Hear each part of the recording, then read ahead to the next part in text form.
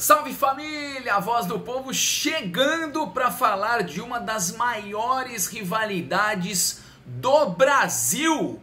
Corinthians e São Paulo, hein? Quis o destino que eles disputassem a final do Campeonato Paulista de 2019, hein? Depois de muito tempo. E se o destino quis assim, então assim será. Quais as principais decisões de estadual entre Corinthians e São Paulo, hein? Esse majestoso tem história. 1982, ano de Copa do Mundo, o Brasil encantou o planeta, mas no meio do caminho perdeu para a Itália e a depressão tomou conta do Brasil. Públicos muito baixos naquela temporada, hein? Sabe quantas pessoas tinha no Morumbi na primeira decisão entre Corinthians e São Paulo? 23 mil, um público pífio. Cobrança de Eduardo, subida de Atariba, Sócrates, gol!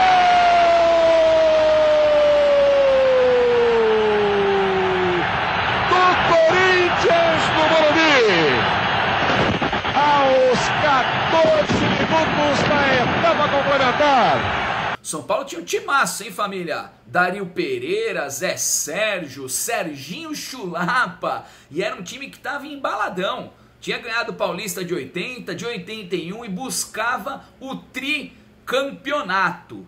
Só que o Corinthians também tinha ali um belo time também, verdade seja dita, né? Alguns remanescentes de 77, como Zé Maria, como Vladimir, com o talento de Zenon Bigode Grosso, a maestria do Dr. Sócrates e a juventude de Walter Casagrande Júnior. Jogo da volta, estádio do Morumbi, dessa vez com um belo público, mais de 66 mil pagantes, e o Corinthians conseguiu uma ótima vitória, 3-1, com um show, sabe de quem? Não foi do Sócrates, não foi do Zenon, o show foi de Birubiru. Zenon conduzindo bem, passou também por Almiro. Birubiru lá na área, saiu Valdir, bateu e é o gol! Ataliba passou no meio, olha lá, pode lançar para Casagrande, olha o terceiro, valeu, bateu e o gol!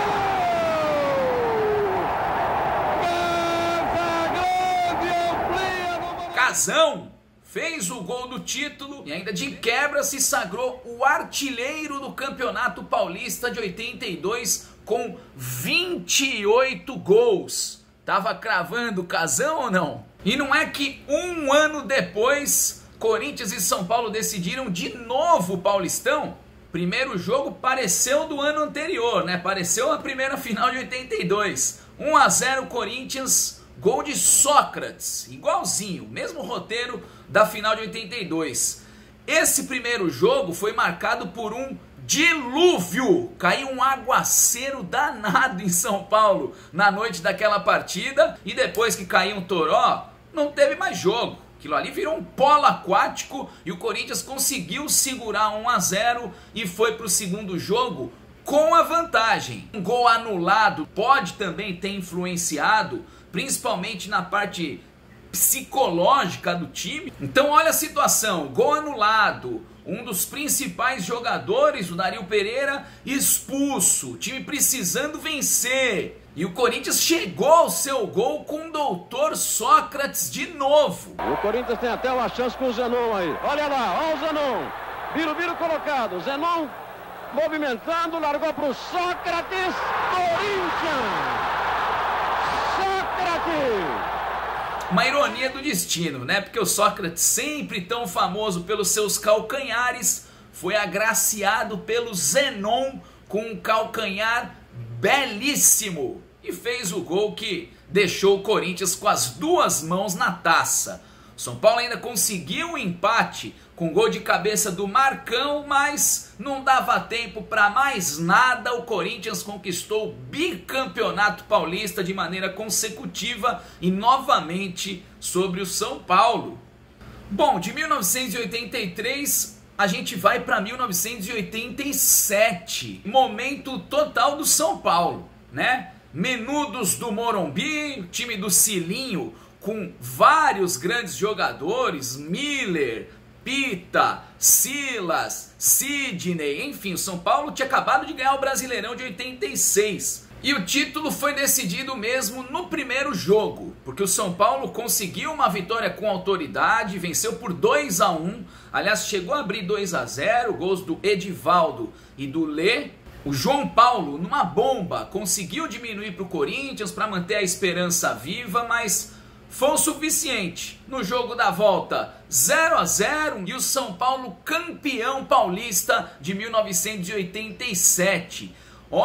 Uma curiosidade aconteceu, sabe quando? Na semifinal. Sabe quem fez o gol da classificação tricolor?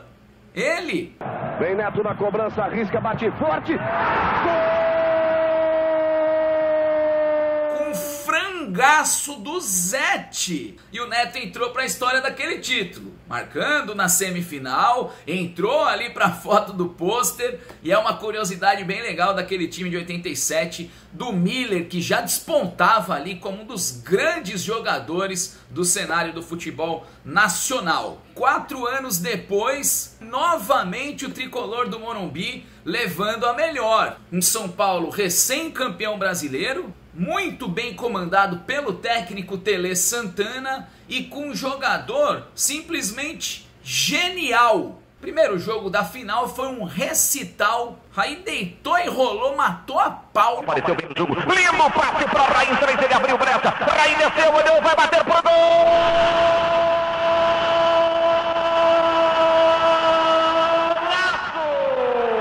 Depois de pênalti ele fez 2-0 e de cabeça fez 3-0 e matou o jogo. Fatura liquidada, né, família? 3-0 no jogo de ida. O que o Corinthians vai conseguir fazer pro jogo da volta?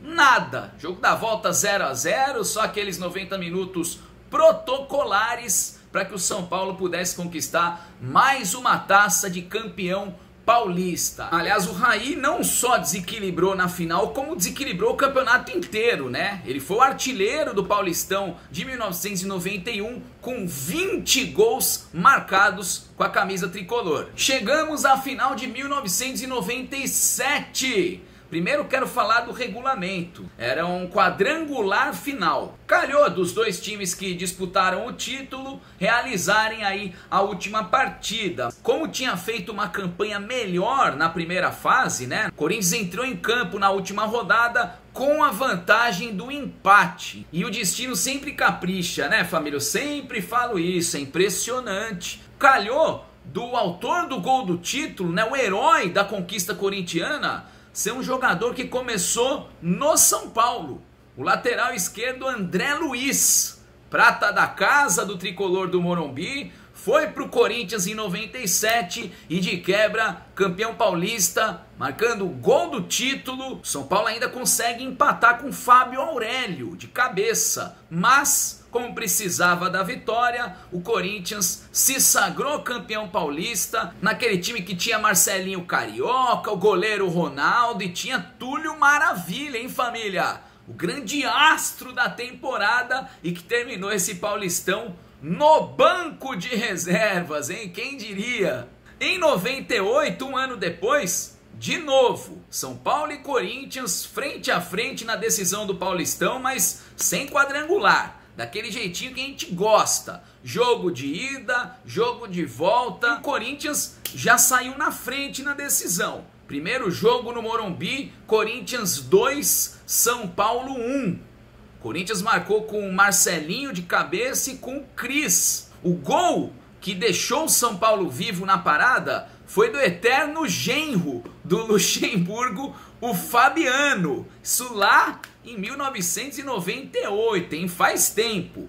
Mas foi assim, Corinthians fechou o primeiro jogo com a vitória por 2-1, então já ficou ainda mais perto da taça. A situação não estava fácil para o São Paulo conseguir reverter, não. Mas, porém, todavia, contudo, entretanto, ninguém contava com uma carta na manga. Diretoria do São Paulo trouxe um trunfo para a última rodada. Nada mais, nada menos do que o grande ídolo Raí. O cara estava encerrando o contrato lá no Paris Saint-Germain e o regulamento do Campeonato Paulista permitia uma inscrição de última hora exclusivamente para a decisão. E assim foi feito. O Raí foi inscrito somente para a finalíssima do Paulistão daquele ano, é mole? Chegou na quarta, treinou quinta e sexta e no domingo já estava jogando. E com poucos minutos em campo, não é que o cara abriu o placar de cabeça? Colocando o tricolor novamente no páreo. O empate era do Corinthians, por isso que o golaço do Didi foi muito comemorado. O Didi acertou um tapa na gaveta que poderia ser o gol do título corintiano. Poderia, porque o São Paulo tinha um time muito rápido, muito arisco, com Dodô, com Denilson Show voando já, né, puxando as principais jogadas pelos cantos. Aliás, o Dodô tinha sido o artilheiro em 97 e o artilheiro em 98 foi ele, França. Ele inclusive foi o artilheiro do Paulistão 98 com 12 gols. E tem uma curiosidade esse Paulistão, hein? São Paulo passou por cima do Palmeiras nas semifinais sem nenhum tipo de dificuldade. Já o Corinthians, quem lembra? Javier Castrilli. Que sacanagem, cara! Nosso time veio pra jogar bola e ele tá de palhaçada. Vocês podem falar melhor do que eu, se vocês viram a mesma coisa que eu vi. Ele foi guerreiro pra caralho. Ele foi bem demais. E chegamos em 2003, a última decisão entre Corinthians e São Paulo na história, hein? Lá em 2003, o regulamento era bizarro. Tanto é que a final foi disputada em meio a uma polêmica danada. Grande X da questão da decisão foi o critério. Quem teria vantagem na decisão? Quem poderia jogar ali por 2 empates? Porque Corinthians e São Paulo fizeram rigorosamente a mesma campanha. E aí ficou esse enrosco. E foram 2 partidaças, família. 2 partidaças para ninguém botar defeito. E era um clima maravilhoso. Estádio metade. Primeiro jogo, muitos gols. Corinthians abriu o placar com o Rogério de pênalti. Na sequência, o Luiz Fabiano empatou a partida. Aliás, o Luiz Fabiano foi o artilheiro do Paulista 2003 com 8 gols. Ele tinha uma dupla muito afiada de ataque, né? Ele e o Reinaldo realmente davam trabalho para as zagas adversárias. Fábio Luciano, zagueirão corintiano, um dos maiores que eu vi, viu, família? Fez 2-1 para o Corinthians. O São Paulo ainda conseguiu um empate com o Reinaldo. E o Gil, que tinha acabado de perder um gol feito cara a cara com o Rogério, fez 3-2 Corinthians e o time do Parque São Jorge largava na frente na decisão. E esse era o cenário para o jogo da volta. Polêmica com relação à vantagem, aos critérios, as provocações de lado a lado. E o clima era tão tenso que mal rolou a bola e já teve pancadaria, já teve empurra-empurra, já teve tapa na cara, 2 expulsões com menos de 5 minutos de jogo.